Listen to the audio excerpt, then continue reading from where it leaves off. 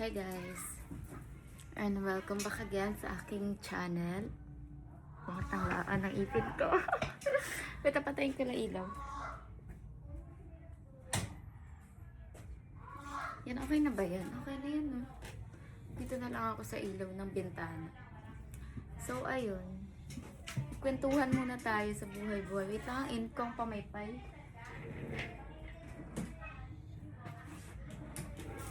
Nasira kasi yung electric pa na green. Ayan eh. Sobrang init ngayon.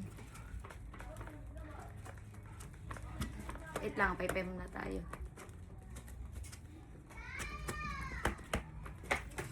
Grabe init. So, ayun nga. Di ba dati nakikita niyo ako sa vlog ni Kuya Noli. Nung nag-aaral pa ako, ngayon nakagraduate na ako, may trabaho na ako lahat-lahat. So, ang una kong nakilala dati is si Kuya Noli. Kasi may nag-sponsor sa akin sa pag-aaral ko. Gusto niya magbigay ng allowance, ganyan, para sa pag-aaral ko. Kaya nakita ko si Kuya Noli. Kung mapabalikan nyo sa YouTube ni Kuya Noli, meron dong vlog na first meet namin. And then after nun, sunod-sunod na nung tinulungan niya ako na nagkasakit ako, ganyan. Hindi lang naman isa.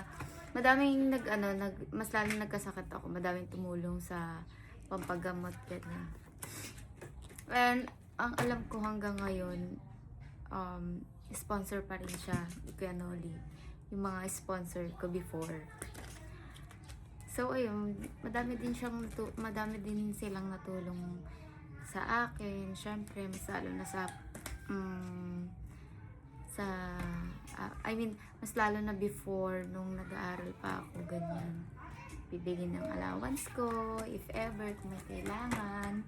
Sorry, ang init talaga. Tapos ayan, na-stop. Syempre, tapos na ako mag-aral. Nakagraduate na din ako ng college. 4-year college pala. 4 years college.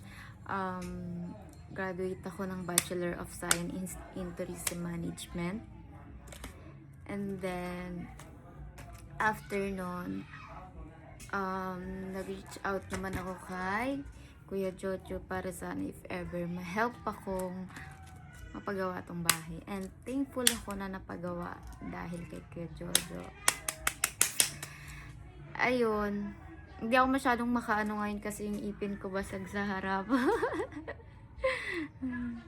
Tamang ganyan lang na usap. Nawala ng confidence na. So, ayun nga. Init. So, ngayon guys, nagtatrabaho na po ako. Yes, nagtatrabaho na po ako since last year pa. After ko graduate, mga ilang buwan bago ako nakahanap ng work. And syempre, mahirap talaga maghanap dito sa Pilipinas. Ang baba na nga ng sahod. Ang hirap pa maghanap ng work. Kaya parang gusto ko mag-abroad. Mag-abroad din. So, ayun nga. Bali ngayon, habang nag-work ako, pagka uwi ko, if ever na may mga sideline kasi ako, nagbibenta ako ng kung ano-ano. And nag-nails din ako. Yung business ko pa dati, nag-nails and makeup. Pero yung makeup kasi wala na ako masyadong gamit. Kaya hindi na ako nakakapag-makeup. Pero yung pag-makeup ko naman, sa mga kakilala ko lang din, since kilala na din ako dito na nagme-makeup talaga. Pero hindi yung bonggang makeup. Yung makeup lang talaga na saktuhan lang. Yung hindi mga pang pageant, pang lang, graduation, mga pang, ano bang tawag doon? Graduation peak, and yung, ano bang tawag doon? Yung parang makagawin ka sa school, nakalimutan ko na daw. Acquaintance, ganyan. Mga prom, yun. So, ayun. Dati nag-eyelash din ako, kaso yung pag-eyelash ko kasi, nauso kasi ngayon yung, eyelash na ano ba yun? May tawag doon yung parang unti-unti na lang na eyelash. Pero sa akin, natural eyelash ko. Yung ano, eyelash extension. Pero ang ano niya ngayon, ang tawag niya ngayon is, may tawag siya eh. Nakalimutan ko basta may tawag yun sa ganun. Sobrang init, grabe, namamawis pati yung hita ko. Paypay lang ako ha, kasi nasira electric pan natin. Ewan ko, nag-overheat siguro. Ayun lang kasi ginagamit kong electric pan eh. Sobrang init din. So, ayun na nga. Wala na masyado nagpapa-eyelash sa akin, kaya hindi na ako nag-eyelash. Kasi nasasayang yung glue ko. Ang mahal pa naman ng glue. And then, pag may client lang, saka lang ako nakakakuha, nakakagawa. So, yung glue natutuyo. Eh, pag natuyo siya, bawal na hindi na siya magagamit kasi matigas na, sobrang tigas na.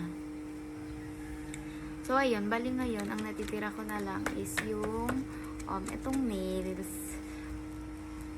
Bali ngayon, nung mga last, ano kasi,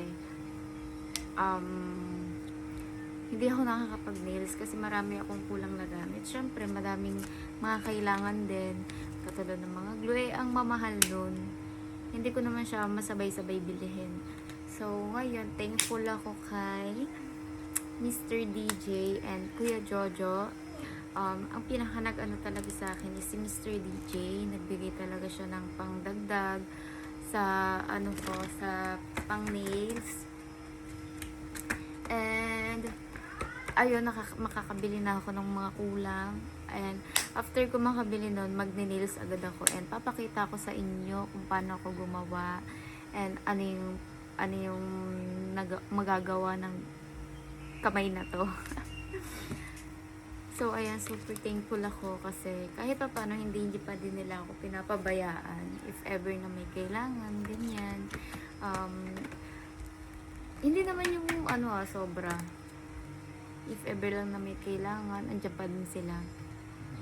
So, super thankful po ako sa inyo. Sobrang. Kung alam nyo lang po talaga. And sana, magkita tayo soon para sana makapagpasalamat ako sa inyo ng in person. Pero if ever lang naman. Pero feeling ko malabo yun kasi nga sa ibang bansa kayo parehas. So, ayun, maraming salamat po sa inyo. Sobrang pasasalamat. Ayan, mapapagpatuloy ko ng pagne-nails ko. Ito yung mga gamit ko. Gamitan. Ito pa lang yun, madami pa dito. Madami siyang kailangan. Akala mo lang onte. Pero kasi if ever, pag nag-nails ka na, sa sobrang daming design, madami ka ng gustong bilihin na na mga materials na pwedeng magamit doon sa mga nail design nga. So, hindi ako talaga sobrang init. Pay lang muna tayo. So, ayun guys. Hintayin nyo, abangan nyo na lang yung second vlog ko. Ito first pa lang to.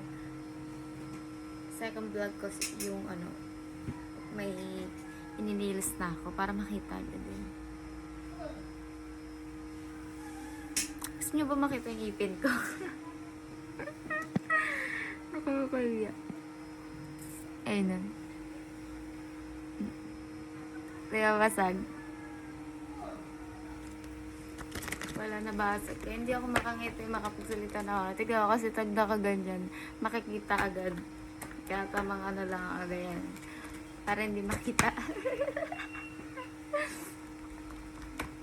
So, ayun lang guys. Sorry, paypay ako ng paypay. Sobrang init talaga at wala akong electric fan. So, ayun lang. Kita tayo sa second vlog. Bye!